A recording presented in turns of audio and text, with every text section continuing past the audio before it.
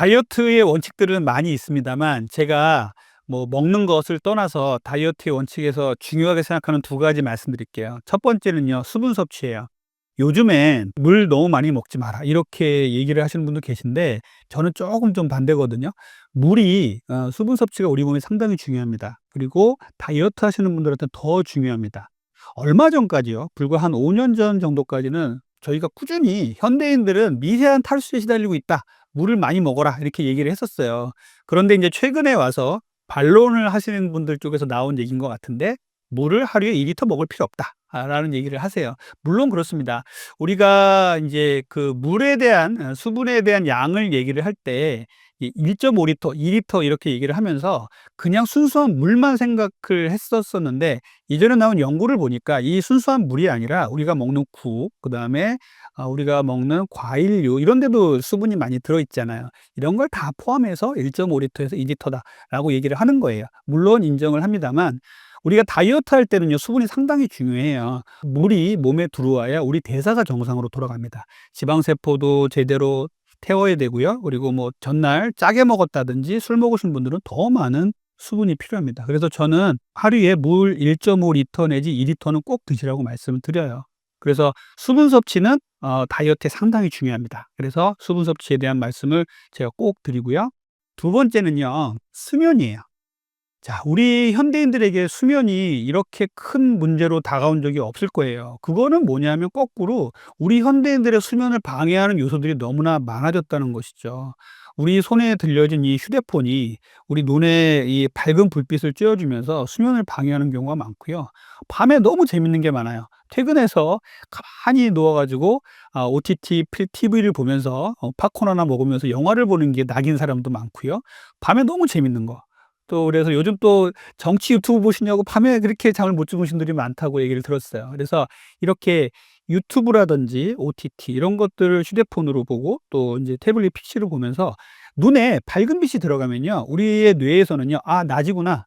정신을 깨워야지.'라는 작동을 하게 됩니다. 그런데 침대에 들어가 가지고 휴대폰을 보면서 '나는 졸리면 잠이 들어야지.' 하고 인제 휴대폰을 들고 있는 것은요, 잠을 깨우는 도구를 들고 가서 잠을 들기를 바라는 어폐가 있는 행동을 하는 것이에요. 그래서 수면은 정말 중요합니다. 건강에 정말 중요하다고 계속 나오는데 제가 다이어트에 대한 부분만 떼어서 말씀을 드리면요, 수면이 다이어트에 미치는 영향은 정말 지대합니다. 예전에는요, 먹는 게 제일 중요하고 그다음에 운동이 중요하고 그다음에 몇 가지 밑에 들어가서 수면이라고 얘기를 했었는데 이제는 저는 먹는 거 다음에 수면이라고 얘기를 해요. 그 정도로 인제 수면의 중요성이 커졌거든요.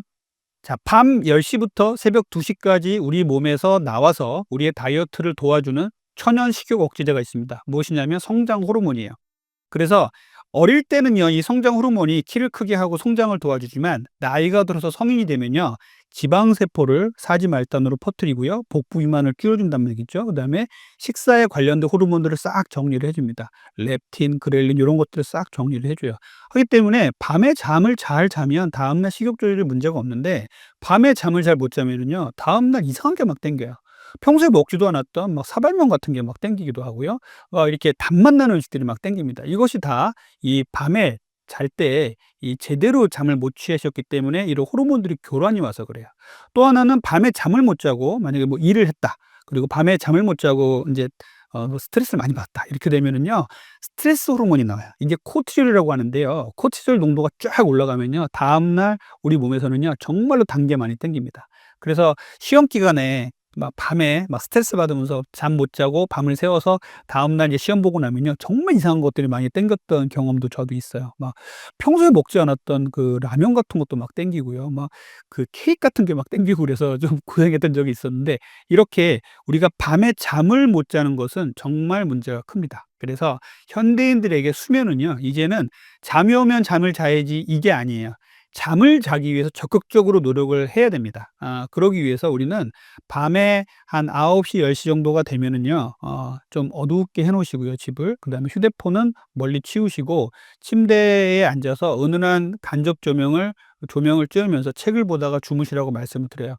이것은 불과 30-40년 전에 우리의 모습이었어요. 다들 침대에서 책 조금 보다가 잔다. 이게 대부분이었는데 요즘은 이제 다 휴대폰을 들고 들어가잖아요. 그러다 보니까 잠을 못 주무시게 되는 거예요. 그래서 요런 걸 지켜 주시고 휴대폰은 치워 주시고요. 그다음에 밤 10 시부터 새벽 2 시까지를 포함해서 7 시간 반 전후의 수면 시간은 꼭 취하라고 제가 말씀드립니다. 현대인에게 "밤 10 시에 주무세요." 하는 건 고문과 같다 이런 말씀을 누가 하더라고요. 그런데 밤 10 시부터 새벽 2 시까지라는 생각 꼭 해 주세요. 그 시간에 성장 호르몬이 나오는 시간입니다.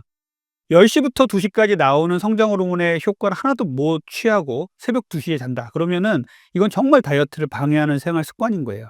조금씩 땡기셔서 새벽 2 시에 주무시는 분들은 12 시에 주무셔라.